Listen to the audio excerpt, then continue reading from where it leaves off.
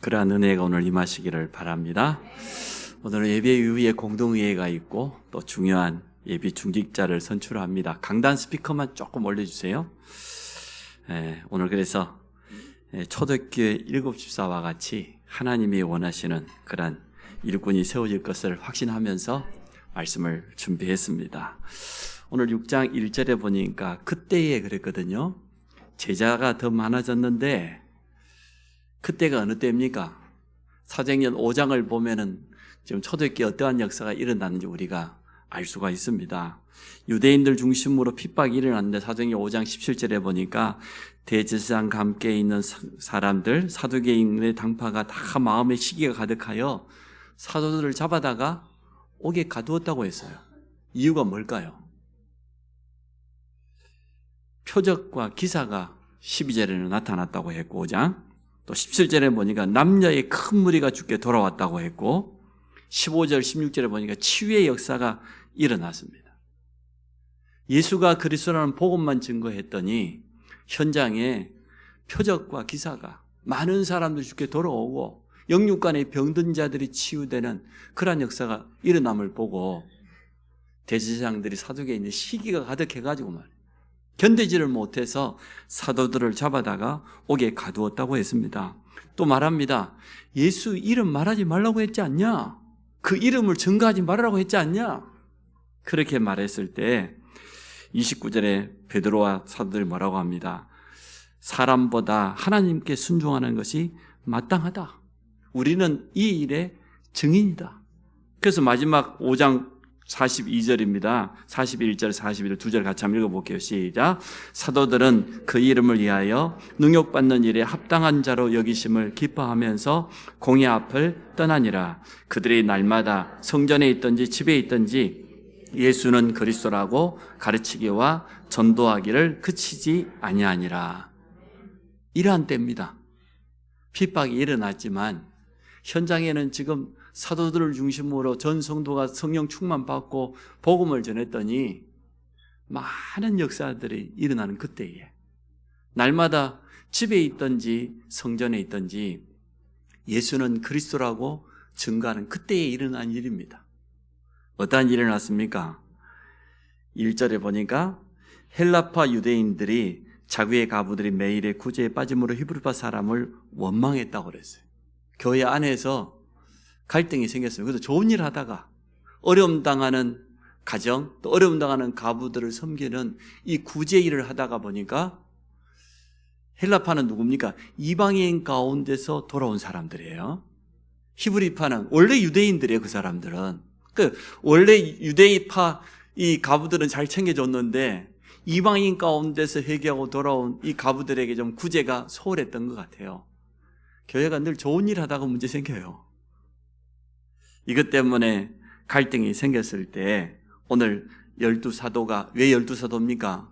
11사도였는데 가룟유다를 목매고 자살했죠. 그래서 사도행 2장에 보니까 마띠아라고 하는 새로운 사도 한 사람을 제비를 뽑아서 채웠어요. 숫자를 12사도가 맞지요? 12사도가 모든 제자를 불러 이르되 우리가 하나님의 말씀을 제쳐놓고 접대를 일사하는 것이 마땅하지 아니하니 형제들아 너희 가운데서 성령과 지혜가 충만하여 칭찬받는 사람은 7을 택하라. 우리가 이 일을 그들에게 맡기고 우리는 오로지 기도하는 일과 말씀 사역에 힘쓰리라. 사도들이 참 잘 깨달았습니다. 교회 안에 문제가 생기는 것과 갈등이 생긴 줄 알았는데 그것을 통하여서 참 갱신을 했어요. 우리는 사도된 우리는 말씀과 기도하는 일에 전혀 힘쓰고 교회 안에 7집사를 세워서 행정을 맡기겠다는 거죠. 그래서 우리 교회 헌법에도 보면 목사장로가 있어요. 목사장로는 말씀과 기도하는 일에 전무하는 것이고 행정장로가 있어요. 또 치리장로라고도 말하죠. 그러니까 오늘 여기 말하는 7집사는 요즘 말하면 장로를 의미합니다. 교회의 모든 행정과 인사 일들을 처리하는 그런 일꾼들을 세우는 것을 보게 되어집니다. 그래서 오늘 하나님이 원하시는 일꾼인데 물론 성령 충만, 믿음 충만, 지혜 충만해야 되겠습니다만은 그것보다는 먼저 복음의 사람이어야 돼요. 말씀을 들을 때 이것이 복음이다. 이렇게 깨달아져야 돼요. 우리가 일을 잘하는 일꾼이 필요한 게 아니라 복음의 사람이 필요해요. 오늘 예비 중직자를 세우게 될 건데 그분들을 위해서 정말 기도해 주시기 바랍니다. 복음의 사람이 되도록. 율법 가지고 직분 맡아놓으면은요, 교회 어렵게 만들어요. 바른 말만 하면서 교회 분쟁 일으킵니다.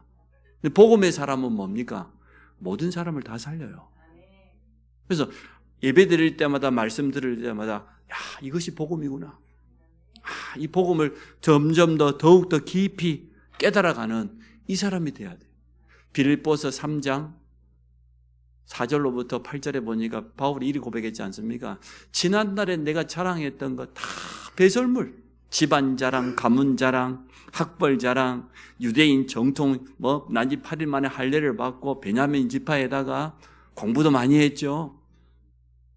율법으로는 흠이 없고 바리새인 중에 바리새인, 그거 자랑했는데 그 모든 거 다 배설물, 그 복음 아니기 때문에 뭐라고 고백했습니까?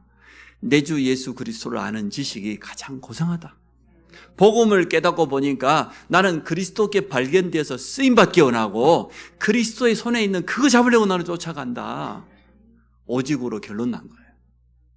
하나님이 원하시는 일꾼은 그렇습니다. 복음의 사람입니다. 일 잘하는 사람이 아닙니다. 복음의 사람입니다. 복음으로 모든 것을 보고 모든 사람을 살릴 수 있는 그런 일꾼. 두 번째, 기도의 사람입니다. 우리의 능력이 별로 필요치 않아요. 오늘 하나님의 능력이 필요해요. 우리의 힘 가지고 할 필요 없습니다. 하나님 주시는 은혜와 힘 가지고 모든 걸 해야 되기 때문에 저는 그래서 오늘 본문 내용보다 서론이 더 중요하다고 생각해요. 정말로 하나님이 원하시는 일꾼은 복음의 사람이고 기도의 사람이어야 돼요. 기도하자가 아니고 기도 속에서 하나님 주신 힘과 지혜를 얻어서 모든 것을 행하는 사람.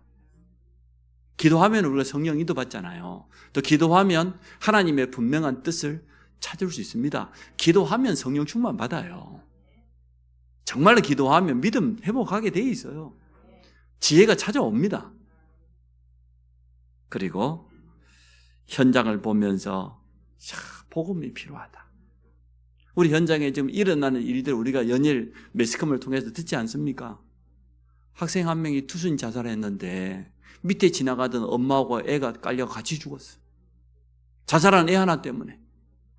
학생 서너 명이 한꺼번에 자살을 해버렸어요. 공부가 힘들다고. 가장이 자기 가족들, 자녀들을 뒷좌석에 수면제 먹여놓고 바다로 강으로 뛰어들고.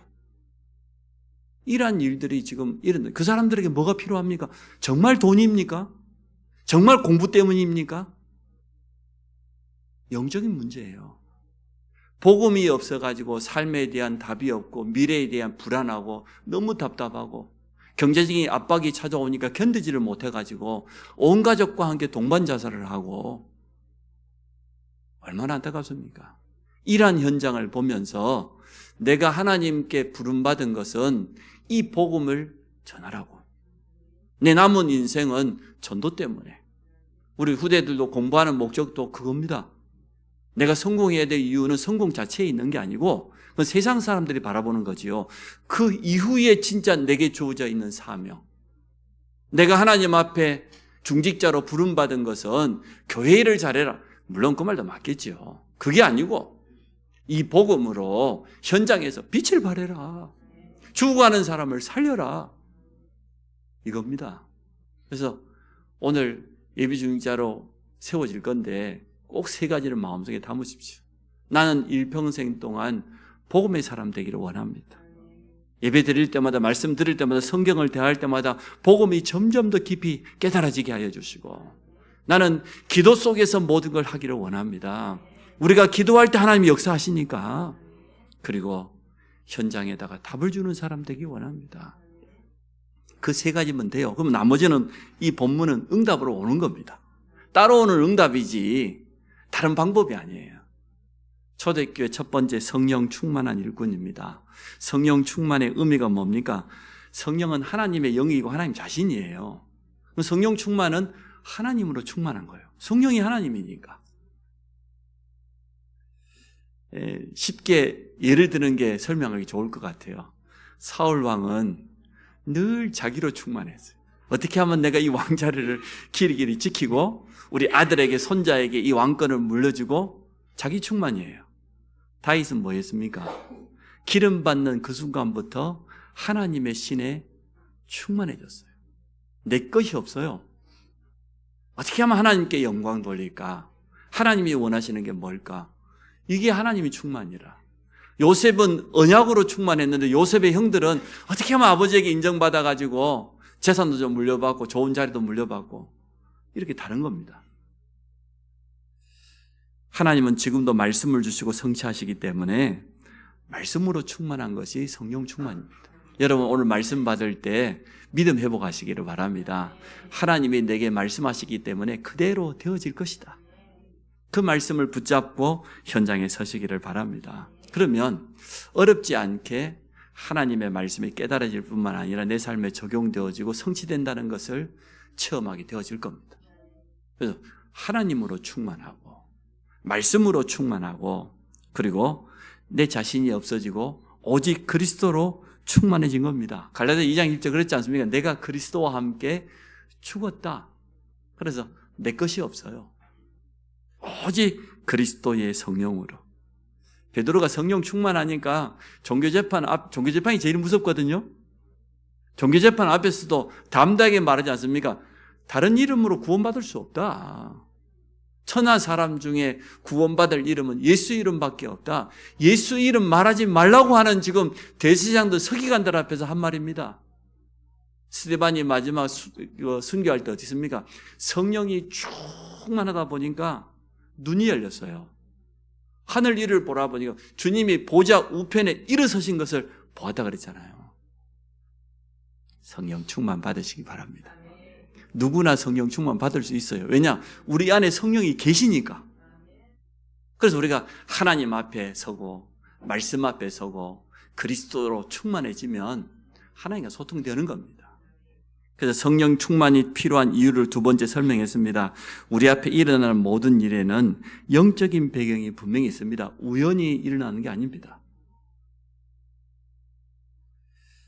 어떠한 영적인 배경이 있습니까? 배후에 성령의 역사도 있고 흑암의 역사도 분명히 있다는 거예요. 욥이 자기 인생의 최대 위기를 당했습니다.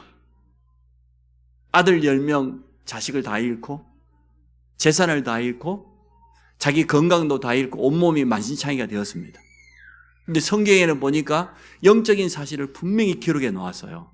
사단은 욥을 무너뜨리기 위해서 유혹하는 것이고 하나님은 도리어 욥의 믿음을 테스트하고 더 귀한 자리로 세우기 위해서 이러한 영적인 배경이 있기 때문에 성령 충만하지 못하면 이거 깨닫지를 못해요.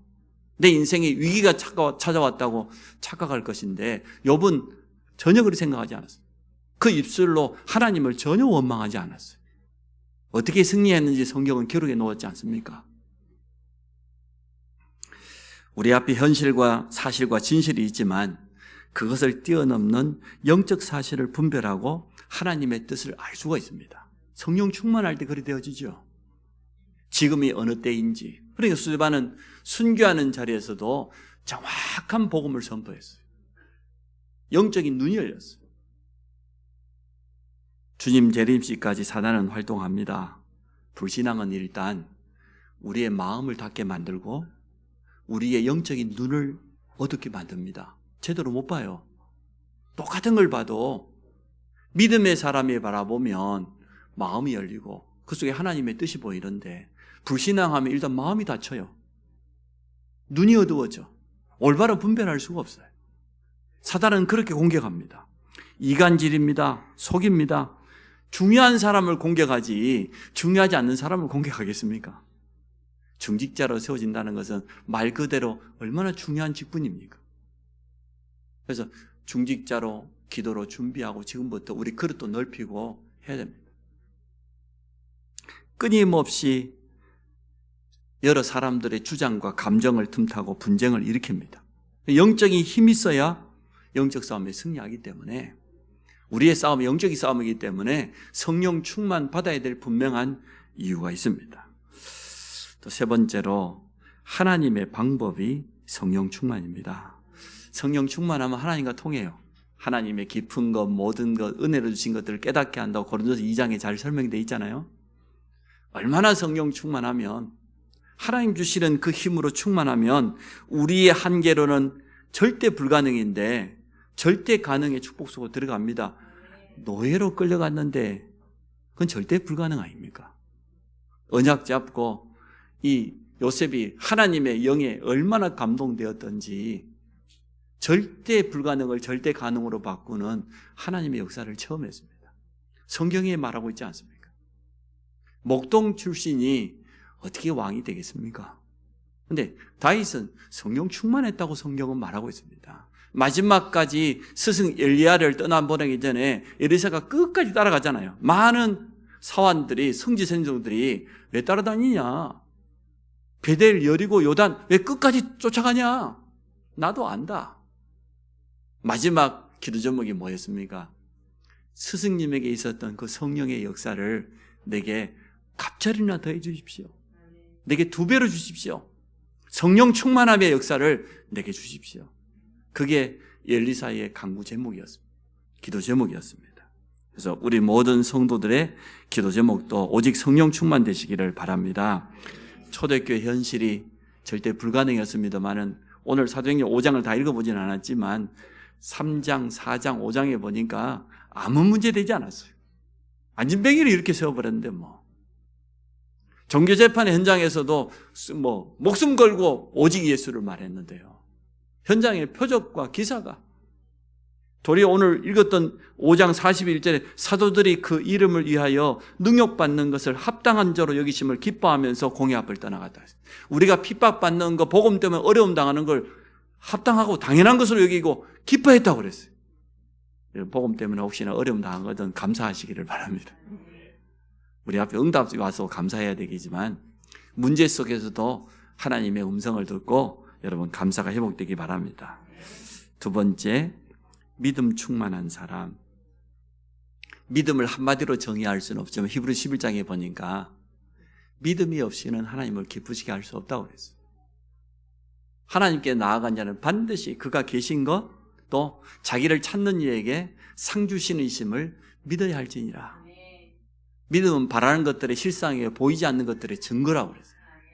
세상 사람들은 잠시 있다가 없어질 허상을 쫓아갑니다. 육신적인 것, 이 땅의 것이 영원하지 않거든요.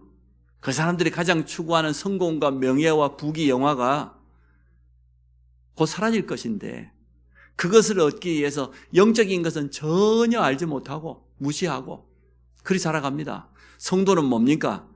영적인 세계를, 영적인 사실을 알기 때문에 그 어마어마한 영적인 비밀을 얻기 위해서 내가 가지고 있는 육신적인 거 다 투자합니다. 시간도, 물질도, 우리 가지고 있는 달란트도. 진짜 실상이 뭡니까? 눈에 보이는 게 실상이 아니고 눈에 보이지 않는 영적인 세계가 실상입니다. 믿음으로 보는 거예요. 그래서 보이지 않는 것들의 증거요, 우리에게는 참 소망이 되어지는 것을 분명히 알 수 있습니다. 지금도 우리와 함께 하시며 모든 것을 합력하여 선을 이루실 하나님의 능력을 우리는 믿습니다. 특히 언제? 문제가 찾아왔을 때. 문제가 아니고 그 속에는 하나님의 중요한 응답이 있기 때문에 위기를 도리어 기회로 삼고, 오늘 초대교회도 갈등이 찾아왔는데 그 속에서 하나님의 음성을 듣고 사도들이 완전 갱신하는 거 보세요. 맞다. 우리는 우리가 해야 될 것. 그리고 7집사 중요한 중직자를 세워서 교회의 모든 행정과 일을 맡기는 것을 보게 되어집니다. 오늘 우리 성도들에게 이러한 믿음이 회복되기 바랍니다. 믿음에는 반드시 하나님의 역사가 나타납니다. 하나님의 말씀을 언약으로 붙잡고 성취하게 되는 그런 체험을 하게 되어 있습니다. 아브라함이 불신앙하다가 어려움 당했는데 드디어 하나님의 말씀이 믿어졌어요. 하나님은 그 아브라함의 믿음을 의로 여기셨어요. 야곱이 인본주의 쓰다가 안 해도 될 고생했죠.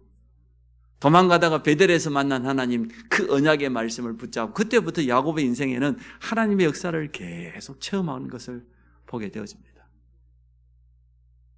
할 수 없다고 불신앙했던 모세가 믿음 회복하는 그때부터 홍해도 갈라지고 10가지 기적도 나타나고 광야에서도 놀라운 응답이 찾아왔습니다. 우리가 믿음 회복하면 하나님 역사하십니다. 오늘 여러분 올바른 믿음 회복하시기 바랍니다. 하나님은 살아계시고 나와 함께 하신다. 예수 그리스도는 내 인생의 모든 문제를 해결했을 뿐만 아니라 지금도 그 이름으로 구원 역사를 이루고 계신다.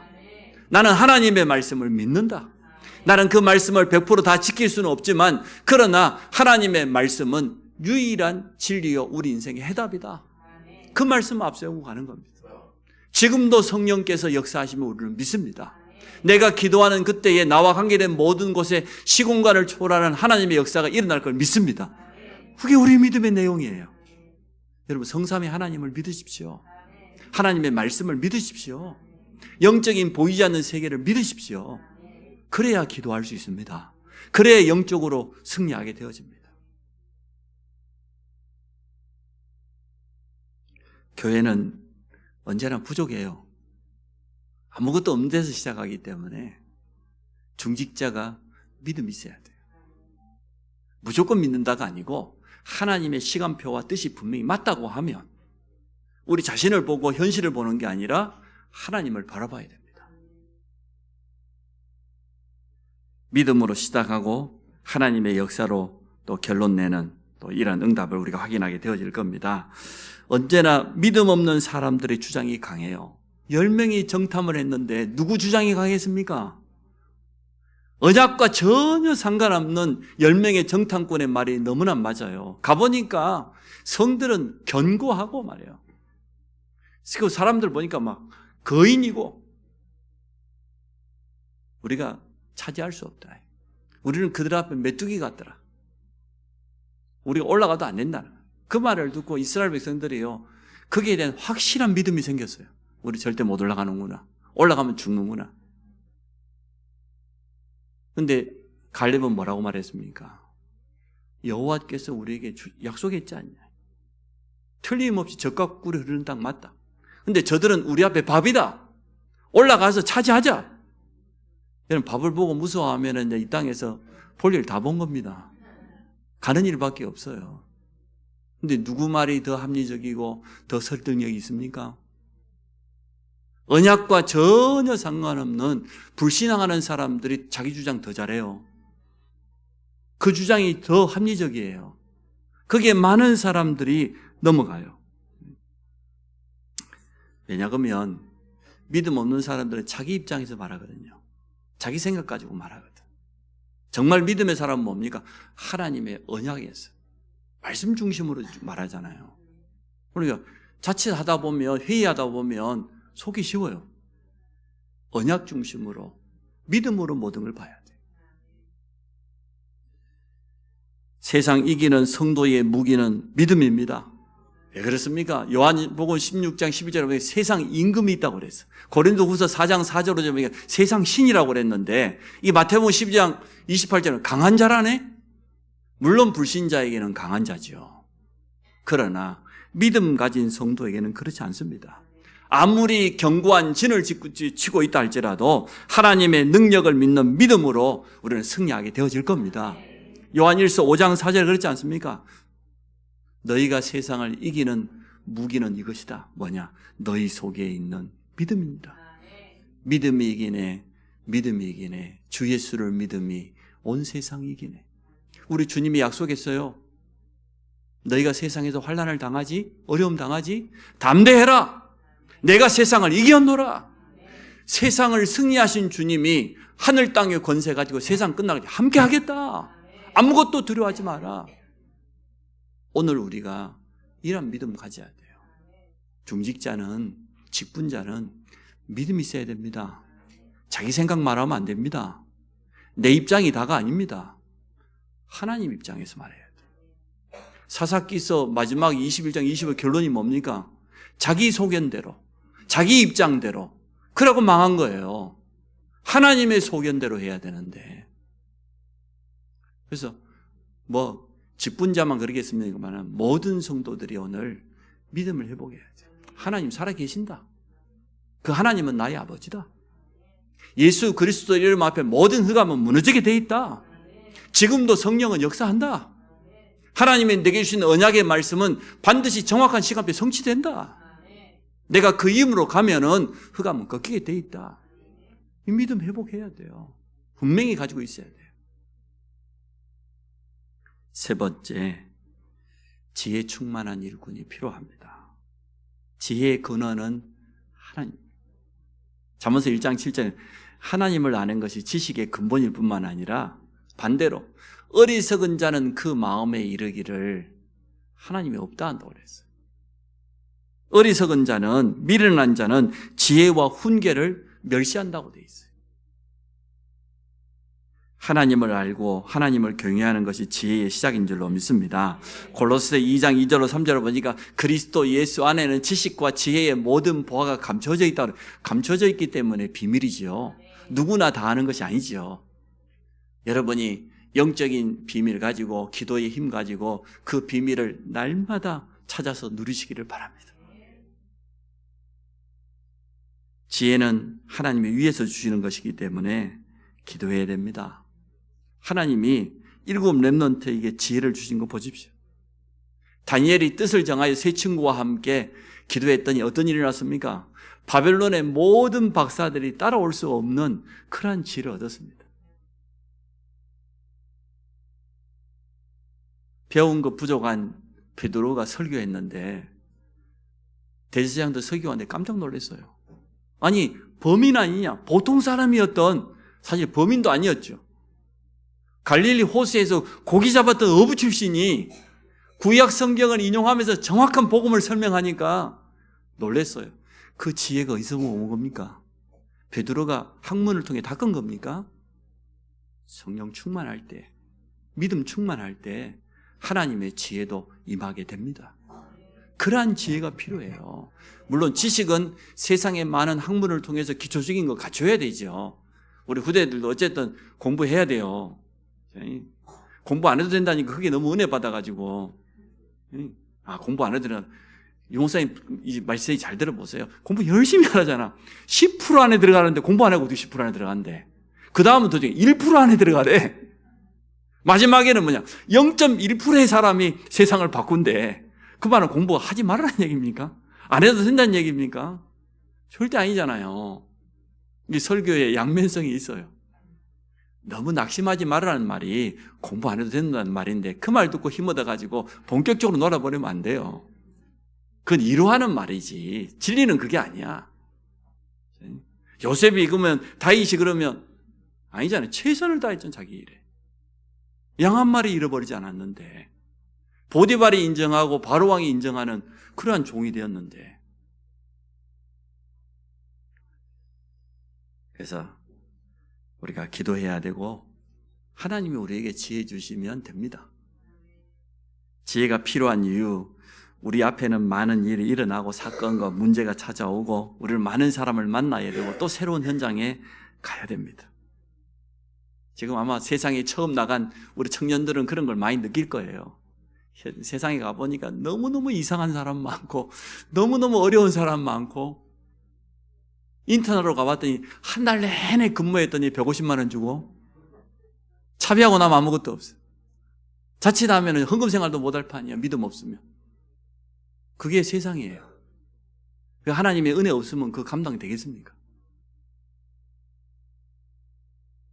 하나님의 지혜가 반드시 필요합니다. 많은 사람이 많은 소리를 할 때 그걸 분별할 수 있는 지혜가 있어요. 교회는요, 성도가 100명이면 시어머니가 100명입니다. 말 안 하는 사람 없습니다. 제게 직접 말 못하니까 우리 장로님들 통해서 지교회 사역자 통해서 어쨌든 말합니다. 물론 모든 성도 소리를 다 들어야 돼요. 그렇지 않습니까? 그러나 분별할 수 있어야 돼요. 몇 사람이 말한다고 해서 전체의 의견은 아니잖아요. 물론 민주주의를 말하는 건 아니지만 교회 전체를 보고 그 사람의 의견을 들어줘야 되는데 누가 누구 말했다. 그러면 그 사람 말 따라가면 교회가 어디로 갑니까? 산으로 갑니까? 바다로 갑니까? 그래서 중직자는 지혜가 있어야 돼. 전체를 보면서. 더군다나 앞장서 일하는 사람들에게는 더 필요합니다. 그 속에서 하나님의 음성을 듣고 하나님의 뜻과 계획을 분별하는 축복이 있어지기 바랍니다. 어떠한 문제 속에서도 하나님의 뜻이 있고 좋은 일 속에서도 하나님의 뜻이 있거든요. 우리는 복음으로 모든 사람을 살리는 그런 직분을 받았습니다. 왜냐? 늘 새로운 선택을 해야 되기 때문에, 올바른 분별을 해야 되기 때문에 언제나 사람을 살리는 쪽으로, 복음으로 사람을 힘을 주는 쪽으로 그렇게 선택해야 됩니다. 그때 당시에는 좀 손해가 되는 것 같아도 시간 지나보면 알아요. 일단 그 사람이 살고 봐야 될 것 아니에요. 너무 어렵다 보니까 여러 가지 말을 하는데 살려놓고 보면 나중에 바뀌어요. 그때 내 생각이 짧았구나. 그 시간표 온다니까요. 여러분, 무슨 말을 들어도 살리는 쪽으로, 힘을 주는 쪽으로 그래 하시기 바랍니다. 하나님의 지혜로 승리하게 될 것입니다. 우리가 하는 업에 하나님은 역사하십니다. 우리 후대들의 학업에, 성도들의 산업에. 그래서 여러 가지 지금 트럼프가 관세를 어떻게 하고 경제가 어떻게 되고 수출이 된다 안 된다 그러고, 자영업자들 제가 보니까 안타까워요. 일단 우리 주위의 건물도 보십시오. 3분의 1 이상 지금 비었습니다. 앞으로 계속 비을 겁니다. 강남에 그 유명한 가로수길이 말이에요. 우리 임대료를 10년 전에 절반으로 내렸는데도 거의 절반 정도가 비었대요. 그 정도니까 거기에 속으면 안 돼요. 정말로 하나님이 준비하신 나의 것을 우리 후대들 이럴 때일수록 더 바닥에서부터 천천히 다지면서 찾아가야 되고, 산업인들도 정말 기도하면서 인도받아야 됩니다. 우리는 구원받은 하나님의 자녀입니다. 남 좋은 일만 하면 안 돼요. 정말로 영적인 힘 가지고 기도하면서 나의 것을 찾아야 돼. 나의 전문성을 찾아서 그쪽으로 인도받아가면 복음 경제, 빛의 경제 틀림없이 예비되어 있습니다. 여러분, 우리가 하나님의 지혜를 얻어 성령 인도받으면 문제 앞에서도 평안해요. 감사해요. 담대해요. 승리하게 되어 있습니다. 또 칭찬 듣는 자라고 했습니다. 칭찬 듣는 자가 뭡니까? 모든 성도 앞에, 후대 앞에 모델이 되는 사람. 이 사람이 칭찬받는 사람 아닙니까? 누구나 좋아하는 사람이 있어요. 누구에게나 인정받는 사람이 있어요. 우리 교회도 있어요. 보면 그 집사 그렇지, 인정이 되어져요. 그래서 결론입니다. 오늘 7절에 보니까 이렇게 7집사를 세웠더니 하나님의 말씀이 점점 왕성하여 예루살렘에 있는 제자의 수가 더 심히 많아지고 허다한 제사장의 무리도 이 도에 복종하니라. 핍박하던 제사장들이 회개하고 돌아오는 그런 역사가 일어났습니다. 결론적으로 한 번 더 말씀드립니다.